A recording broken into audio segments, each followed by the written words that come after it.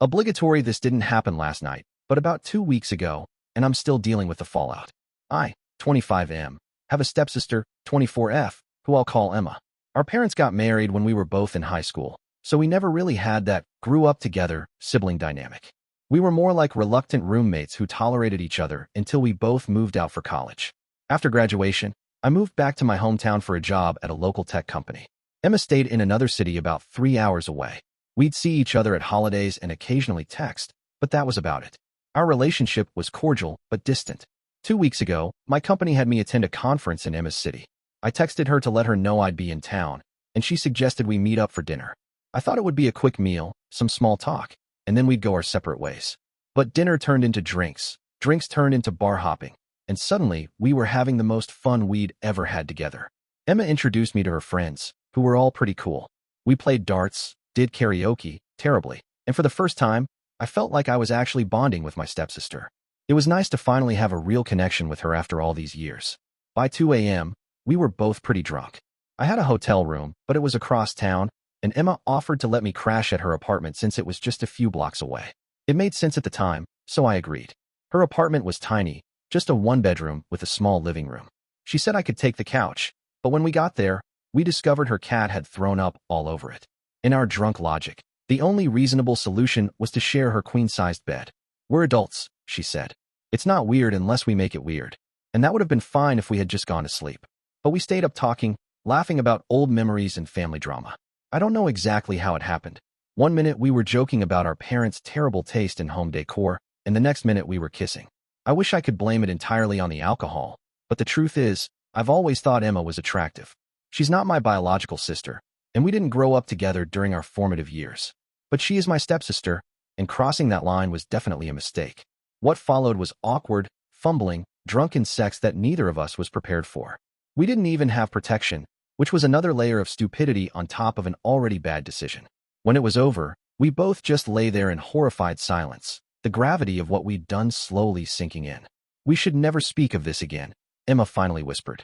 I nodded in agreement, turned over, and pretended to fall asleep immediately, though I actually spent the next several hours staring at the wall, wondering how I was going to face our parents at Thanksgiving. The next morning was exactly as awkward as you'd expect.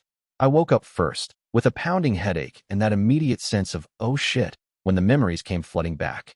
Emma was still asleep, her back to me. I quietly slipped out of bed, got dressed, and went to the kitchen to make coffee. I needed to clear my head. By the time Emma emerged from the bedroom, I'd already called an Uber to take me back to my hotel. She was wearing an oversized t-shirt and looked as uncomfortable as I felt. We made painfully stilted small talk about the weather and coffee until my phone buzzed with the Uber notification. So, I guess I'll see you at Mom and Dad's for Easter, I said, hovering by the door. Yeah, I guess so, she replied, not quite meeting my eyes. Have a safe trip back. And that was it. I got in my Uber, went back to the hotel, showered for about an hour trying to wash away my shame, and then attended the conference as if my entire world hadn't just tilted on its axis. For the next week, Emma and I didn't communicate at all. No texts, no calls, nothing. Part of me was relieved. What would we even say to each other? But another part was worried that our relationship was permanently damaged, and that eventually, our parents would notice something was off between us. Then, exactly 8 days after the incident, I got a text from Emma that made my blood run cold. We need to talk. Call me when you're alone. My mind immediately went to the worst-case scenario. We hadn't used protection. What if she was pregnant? The thought of having to explain to our parents that their children were having a baby together was enough to make me physically ill. I locked myself in my apartment bathroom and called her with shaking hands. Please tell me you're not pregnant, I blurted out as soon as she answered. What? No, Emma exclaimed. I got my period yesterday, thank God. That's not why I'm calling. The relief was so intense I had to sit down on the edge of the bathtub. Oh, okay. Good. So what's up? It's about Brad, she said. Brad was Emma's ex-boyfriend.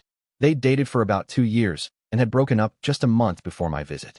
The breakup had been his idea, and Emma had been pretty torn up about it. What about him? I asked, confused about the connection. He wants to get back together, she said. He's been texting me nonstop, saying he made a mistake and wants another chance. And what does this have to do with me? I was genuinely puzzled. Emma sighed. I may have told him about us. About what happened. You what? I nearly shouted into the phone. Why the hell would you do that? I didn't mean to, she said defensively. He came over last night, wanting to talk.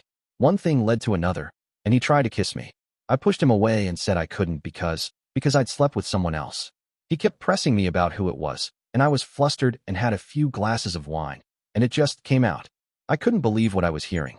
Our one saving grace in this whole mess was that nobody else knew about it, and now Emma had told her drama-prone ex-boyfriend of all people. Please tell me he at least promised to keep it a secret, I said, already knowing the answer. Well, that's why I'm calling, Emma replied, her voice tight with stress. He didn't take it well. He called me disgusting and stormed out. Then this morning, he posted a vague tweet about finding out someone you cared about has some seriously twisted family values. He didn't name names, but all his friends know he's talking about you. I finished. Great. Just fucking great. I'm so sorry, Emma said, and I could hear she was on the verge of tears. I never should have told him. I don't know what I was thinking. I took a deep breath, trying to stay calm. Freaking out wouldn't help the situation. Okay, so who else knows? Has he told anyone specifically? I don't think so, but his roommate definitely knows. And probably a couple of his close friends. But they don't know you, and only a few of them have met our parents, so. Emma, that's not the point. It only takes one person to mention it to the wrong person, and then it gets back to mom and dad. What are we going to do? There was a long pause before Emma spoke again. I think we need to tell them ourselves, before they hear it from someone else. The thought made my stomach churn. Are you insane?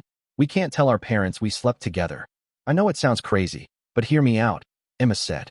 We're both adults. What happened was a mistake, but it was between consenting adults who aren't biologically related. If they hear it from us, we can explain it was a one-time drunken mistake that we both regret.